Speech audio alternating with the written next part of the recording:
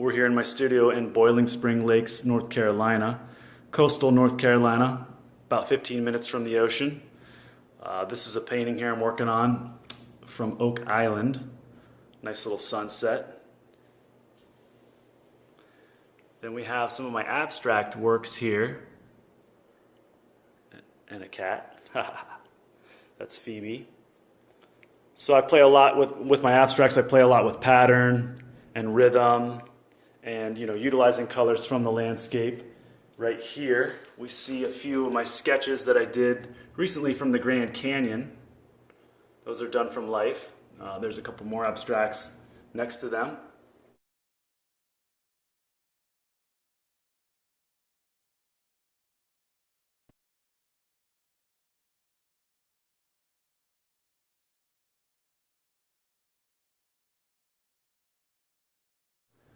All right, so we're here in the actual room that I kind of make some of the abstract paintings, and you can see it's a little bit disheveled, but that's how things go. Here's an abstract painting called Spark. Again, playing with rhythm, pattern, repetition, smaller marks, medium-sized marks, large marks. Another piece called Great Canyon.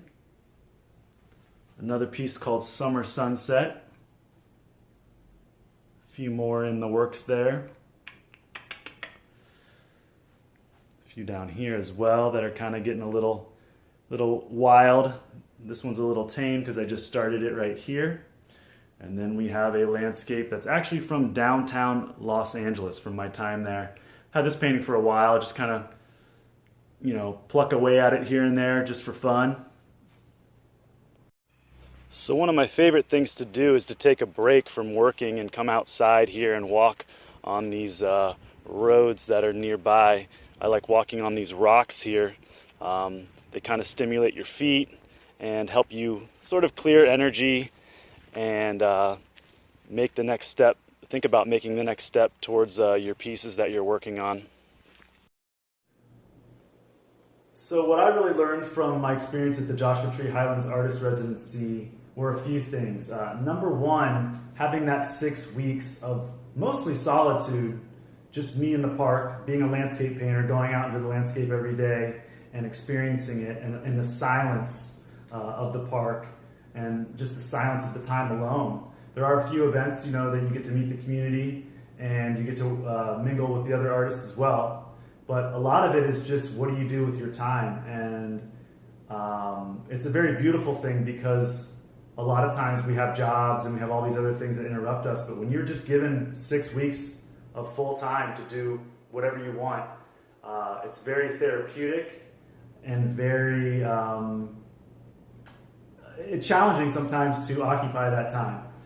So that was an awesome thing. And also as a landscape painter, the park is very, it's not always the most picturesque, paintable landscape, if you will.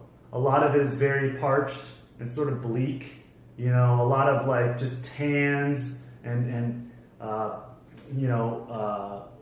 sort of pale greens with the trees and everything like that, and just kind of a solid blue sky.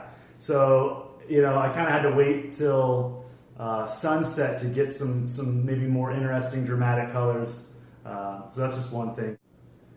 Another great aspect of the residency was getting to connect with other artists whose work is very different than yours.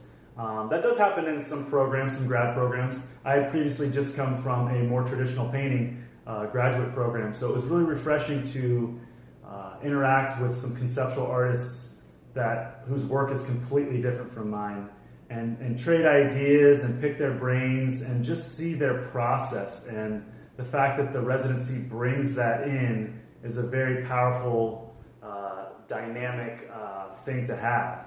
So I really enjoyed that.